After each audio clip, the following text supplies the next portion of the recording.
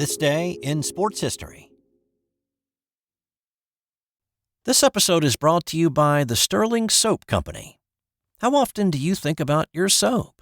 Well, if you answered, not much, maybe you should. You see, a lot of what passes for soap in stores is technically not soap, according to the FDA's definition.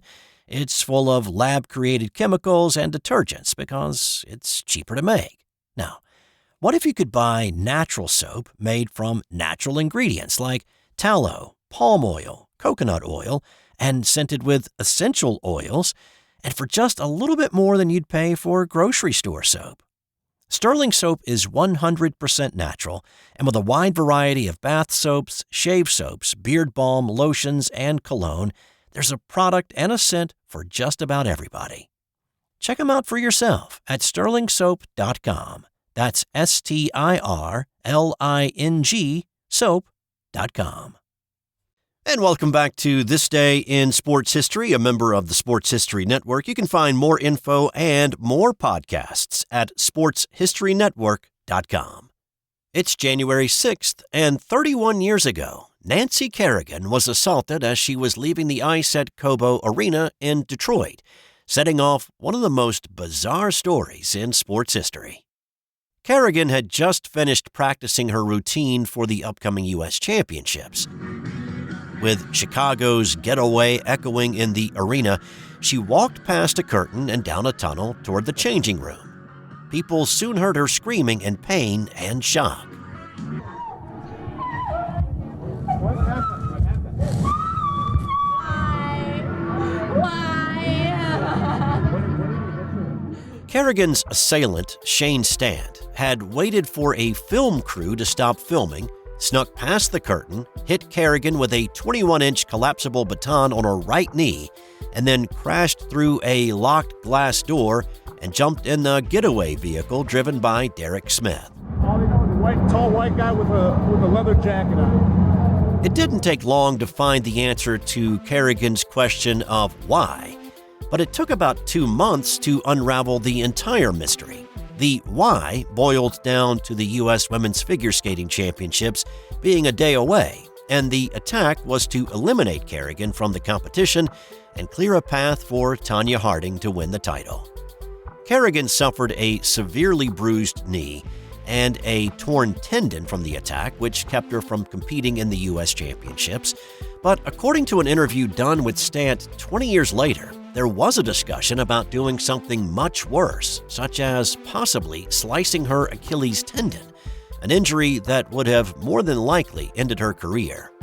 Harding won gold the next night and qualified for the Winter Olympics to be held in Lillehammer, Norway in February. 5 days after that, on January 12th, Sean Eckhart, Harding's bodyguard, confessed that he was involved in the planning of the attack with Harding's ex-husband, Jeff Gillooly. On January 27th, Gillooly confessed to being the mastermind of the attack, but also implicated Tonya in the planning. He surrendered to the FBI 4 days later. Now, Tonya proclaimed no knowledge of the attack, but garbage found outside her house included notes of Kerrigan's practice schedule in Tonya's handwriting. Despite all of that coming to light, the U.S. Olympic Committee allowed Harding to compete in the Olympics. She ended up finishing 8th in Lillehammer after the infamous shoelace incident during her free skate. Kerrigan took silver in the competition, finishing 2nd to Ukraine's Oksana Bayul. Finally, on March 16th, Tonya pled guilty to conspiracy to hinder prosecution, but still claimed and still contends that she did not have prior knowledge of the attack. She was stripped of the U.S. Championship's gold medal and banned for life from competitive skating for what happened on this day back in 1994. On this day in 2014, top-ranked Florida State overcame an 18-point deficit to beat number 2 Auburn in the national championship game. This game was played in Pasadena 5 days after the Rose Bowl. A new turf had been laid down and 94,000 tickets sold for the BCS title game. FSU's Jameis Winston had won the Heisman a month earlier, and the Seminoles were 8.5-point favorites. But it was Auburn that got off to a better start in this one. When QB Nick Marshall scored with 5:01 to play in the first half, Auburn had an 18-point lead, 21-3. A Devontae Freeman touchdown before the half narrowed that margin to 11 as the teams went to the locker room. The Noles were able to narrow the lead to 1 in the third quarter before an Auburn field goal pushed the margin back to 4. And that's when Kermit Whitfield kicked it into overdrive. Here's Brent Musburger with a call that day for ABC. Whitfield's coming out. Great return man. 30, 40, daylight. Green ahead. Got it. Headed for the end zone. Touchdown, Florida State. A 100-yard return. And Auburn is stung by its own medicine. That gave the Seminoles their first lead since the first quarter. Auburn did not wilt, though. Instead, they came right back. Mason steps outside right, breaks to daylight. Still going. End zone. Touchdown, Auburn. Not quite yet out of miracles. Trey Mason's 37-yard touchdown run and PAT gave the Tigers a 4-point lead with 1:19 left. So the Noles needed to go 80 yards for a touchdown, and time was tight. Jameis Winston completed 5 passes, including a 49-yard hookup with Rashad Green to march the Noles down the field. With 17 seconds left, Florida State had the ball on the 2-yard line. From the 2-yard line with a timeout, you wonder if Jimbo would go ahead and run it. He's put Winston up under center. No, throw it. End zone, jump ball. Touchdown! You know who he went for, number 1. Kelvin Benjamin. The Seminoles won the national championship 34-31. The 18-point deficit is the largest margin overcome in a national title game. The Noles wrapped up a perfect 13-0 season with the victory, and this was also the last time that the top 2 teams would automatically qualify for the title game. It became a 4-team playoff the following year. On this day in 2018, Tennessee Titans quarterback Marcus Mariotta became just the second quarterback in NFL history to throw a touchdown pass to himself. Mariota to the line of scrimmage, maybe across the line. It deflects back to him for a touchdown for the moment. But was he across the line of scrimmage? He was not across the line of scrimmage. It was a legal pass and a legal catch, and then he dove into the end zone. His touchdown helped the Titans beat Kansas City 22-21. Now, lots of quarterbacks have caught touchdown passes, but only one other quarterback has caught his own pass for a touchdown. And that was Brad Johnson, who was playing for Minnesota back in 1997 when his pass against the Carolina Panthers was deflected, and he ran it in for the decisive score in a 21-14 win for the Vikes. On this day in 1951, it was the longest game in NBA history. This was a game between the Indianapolis Olympians and the Rochester Royals. The Olympians only had a 4-year run as a professional franchise, so it's understandable if you've never heard of them. They folded in 1953. The Royals would eventually move to Cincinnati, then on to Kansas City before settling in Sacramento and becoming the Kings. So, anyway, these two got together in Rochester on this night, and after regulation, the game was tied at 65, and then proceeded to go into overtime after overtime after overtime. This was the pre-shot clock era, so with no incentive to shoot the basketball and a tight game, there wasn't a whole lot of offense in the OTs. In 2 of the overtime periods, neither team scored. In 2 others, just a pair of made baskets was exchanged. In the 4th OT, there was not even a shot attempted. Phew, exciting, right? Well, finally, in the 6th overtime, the Royals' Arnie Rison missed a shot in the closing seconds.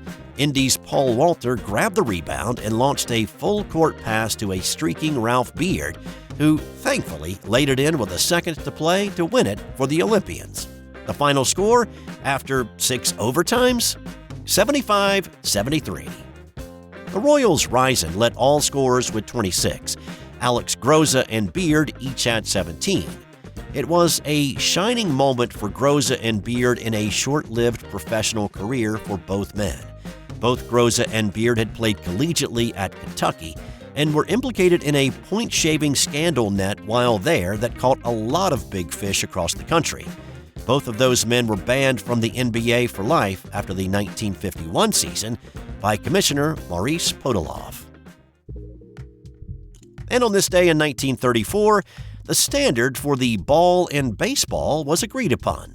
Since about the mid-1800s, the ball had gone through some changes to the core, to the outer layer stitching, but there still existed variations from place to place that baseball folks finally decided to set a standard and abide by it.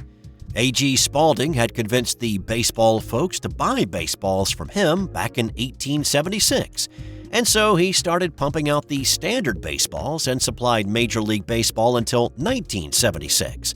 At that point, the Rawlings Company took over, and they've been the supplier for MLB ever since. They were covered in horsehide until 1974, when Commissioner Bowie Kuhn quietly switched over to cowhide due to a drop in supply of one and an abundance of the other. Back when the ball became standardized in 1934, they were still expensive to make and purchase, so teams were very wary of throwing any out or losing them. So much so that the white covers of the ball would get so dingy it made them hard to see.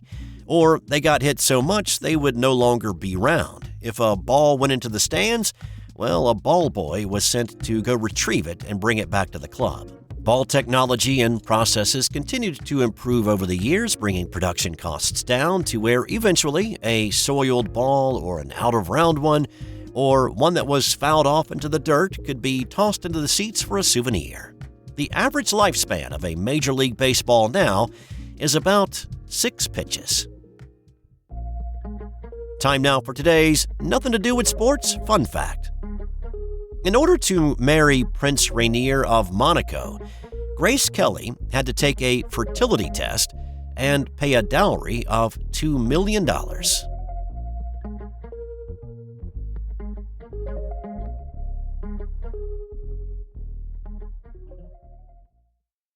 Hey, this is Steve White, the host of This Day in Sports History. Thanks for listening to this episode. If you enjoyed the episode or you're a fan of the podcast, can I ask you to do me a favor? I made the shortlist for the best sports talk podcast in 2024. There are some well-known folks in this category, and I can use all the help that I can get. I put a link in the show notes that will take you to the page, and if you have a moment, click that link and cast your vote for my podcast. I would certainly appreciate it. Thanks to all of those who have voted, and again, thanks for listening. Have a great day. I'll talk to you tomorrow. This has been an original Thrive Suite production.